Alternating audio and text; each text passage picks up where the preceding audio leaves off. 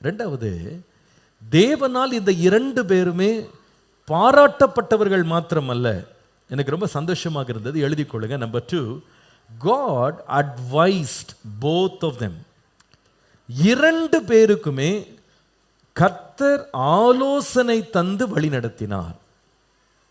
கர்த்தருடைய ஆலோசனையினால் வழிநடத்தப்பட்ட ஒரு குடும்பமாக இந்த யோசேப்பு மரியாளின் குடும்பத்தை பார்க்க முடியும். மத்தேயு எழுதின சுவிசேஷம் 1 அதிகாரம் 20-21 பார்க்கும் பொழுது, அவன் இப்படி சிந்தித்துக் கொண்டிருக்கையில் கர்த்தருடைய தூதன் சொப்பனத்திலே அவனுக்கு காணப்பட்டு, தாவீதின் குமாரனாகிய யோசேப்பே, உன் மனைவியாகிய மரியாளை சேர்த்து கொள்ள ஐயப்படாதே, அவளிடத்தில் உற்பத்தியாயிருக்கிறது பரிசுத்த ஆவியினால் உண்டானது, அவள் ஒரு குமாரனை பெறுவாள், அவருக்கு இயேசு என்று பெயரிடுவாயாக, ஏனெனில் அவர் தமது ஜனங்களின் பாவங்களை நீக்கி அவர்களை ரட்சிப்பார் என்றான். இவர்களுக்கு இருந்த பிரச்சனை என்னன்னு உங்களுக்கு தெரியும். மரியாள் திருமணம் ஆவதற்கு முன்பதாகவே பரிசுத்த ஆவியினாலே கர்ப்பம் தரிக்கப்பட்டாள். ஆனால் இதை அறிந்த யோசேப்பு, அவள் பரிசுத்த ஆவியினாலே கர்ப்பம் தரிக்கப்பட்டாள் என்று அறியாமல் அவள் தவறு செய்து விட்டாள் என்று நினைத்து அவளை தள்ளி விடுறதுக்கு யோசனை பண்ணி கொண்டிருந்தான். ஆனால் இந்த யோசேப்புக்கு ஆலோசனை கொடுத்தவர் மனுஷன் அல்ல, கர்த்தரே ஆலோசனை தந்தார். ஹல்லேலூயா. எப்படி செய்ய வேண்டும், என்ன நடத்தணும், குடும்பத்தை எப்படி கொண்டு போகணும், கர்த்தரே இறங்கி வந்து ஆலோசனை கொடுத்தார். இதே போல மரியாளுடைய வாழ்க்கையிலும் கர்த்தருடைய நடத்துதல் நீங்க பார்க்கலாம். லூக்கா எழுதின சுவிசேஷம் 1 அதிகாரம் 28 முதல் 37 பாருங்க. அவள் இருந்த வீட்டிலே தேவதூதன் பிரவேசித்து, கிருபை பெற்றவளை வாழ்க, கர்த்தருடனே இருக்கிறார், ஸ்திரீகளுக்குள்ளே நீ ஆசீர்வதிக்கப்பட்டவள் என்றான். அவளோ அவனை கண்டு அவன் வார்த்தையினால் கலங்கி இந்த வாழ்த்துதல் எப்படிப்பட்டதோ என்று சிந்தித்துக் கொண்டிருந்தாள். தேவதூதன் அவளை நோக்கி, மரியாளை பயப்படாதே, நீ தேவனிடத்தில் கிருபை பெற்றாய், இதோ நீ கர்ப்பவதியாகி ஒரு குமாரனை பெறுவாய், அவருக்கு இயேசு என்று பெயரிடுவாயாக, அவர் பெரியவராயிருப்பார், உன்னதமானவருடைய குமாரன் எனப்படுவார், கர்த்தராகிய தேவன் அவருடைய பிதாவாகிய தாவீதின் சிங்காசனத்தை அவர் கொடுப்பார், அவர் யாக்கோபின் குடும்பத்தாரை என்னென்றைக்கும் அரசாளுவார், அவருடைய ராஜ்யத்திற்கு முடிவிராது என்றான்.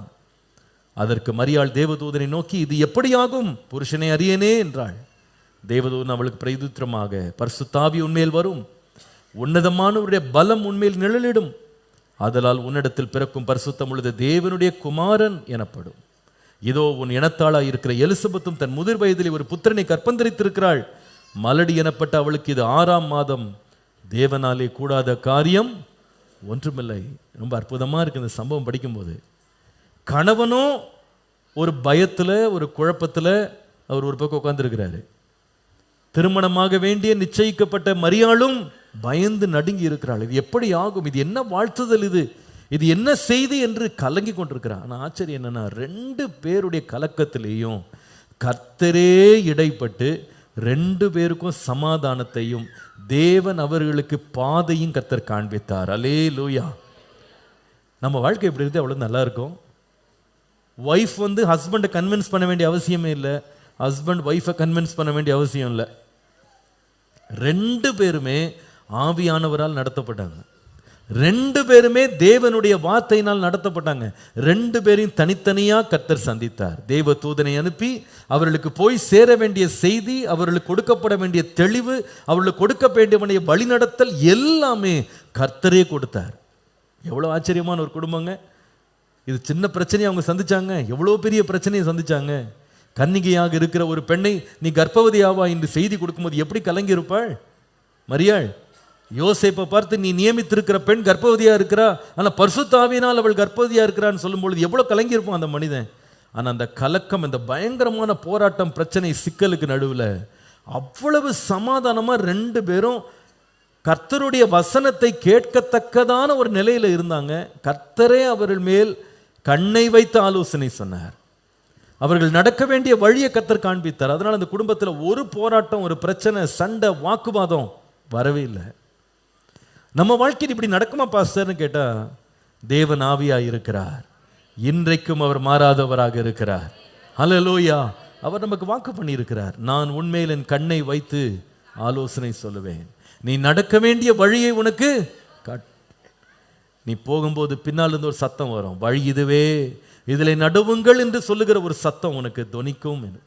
நம்ம இன்னைக்கு ஆண்டவர்கிட்ட கேட்கணும், ஆண்டவரே எங்கள் குடும்பத்தை நாங்கள் நடத்துறதுக்கு எங்கள் பிரச்சனைகள் நடுவில், எங்கள் சிக்கல்கள் நடுவில் எத்தனையோ முறை எங்கள் புத்தி, எங்கள் ஆலோசனை, எங்கள் ஞானம், அனுபவம் இதெல்லாம் வைத்து நாங்கள் எப்படியோ நடத்துறதுக்கு நாங்கள் ரொம்ப பிரயாசப்பட்டு பாடுபடுறோம்.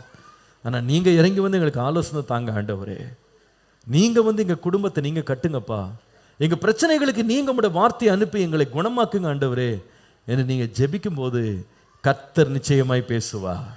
கர்த்தரே காரியங்களை வாய்க்க பண்ணுவார். அல்லேலூயா. எத்தனையோ சம்பவங்களை நான் இந்த சபையில் நான் கேட்டு கர்த்தரை மகிமைப்படுத்தி இருக்கிறேன். ஒரே நேரத்தில் பிரிந்து போன குடும்பங்கள், ஒரு பக்கம் கணவன், இன்னொரு பக்கம் மனைவி உட்கார்ந்துருப்பாங்க. 2 பேரும் பல மாதங்களாக பிரச்சனை, போராட்டம், சண்டை, சச்சரவு அப்படியே உட்கார்ந்துருப்பாங்க. ஆனால் எத்தனையோ முறை நான் கவனிச்சிருக்கிறேன், அவர்கள் இருவரோடும் கர்த்தர் பேசி எந்த மனுஷனும் தலையிடாமல் அவங்களே சமாதானத்துக்கு நேராக நடந்து போனதை நான் பார்த்துருக்கிறேன். கர்த்தருடைய வசனமே அவர்களை குணமாக்கி இருக்கிறது. கர்த்தருடைய வசனமே அவர்களுடைய வாழ்க்கையின் ஒவ்வொரு சிக்கல்களையும் தீர்த்திருக்கிறது. ஆவியானவர் இன்றைக்கும் நம்மத்தில் அசைவாடுகிறார். ஹல்லேலூயா. நீங்கள் இதை விசுவாசிங்க, ஜெபிங்க. நிறைய வேளை நம்ம மனுஷ வார்த்தைகளால், மனுஷனுடைய ஞானத்தினால் சில வேளை பிரச்சனைகள், சிக்கல்களை தீர்த்தரணும்னு நம்ம எவ்வளோ முயற்சி பண்ணுறோம். ஆனால் பேச பேச நிறைய வேளையில் பிரச்சனைகள் அதிகமாகதே தவிர சில குறைய மாட்டேங்குது. எத்தனை முறை நம்ம விளக்கம் கொடுத்தாலும் அந்த விளக்கங்களே நம்ம மேல் சந்தேகத்தை கொண்டு வருகிறதே தவிர அது பிரச்சனைகளை வந்து என்ன செய்ய மாட்டேன்னா தீர்க்க மாட்டேங்குது.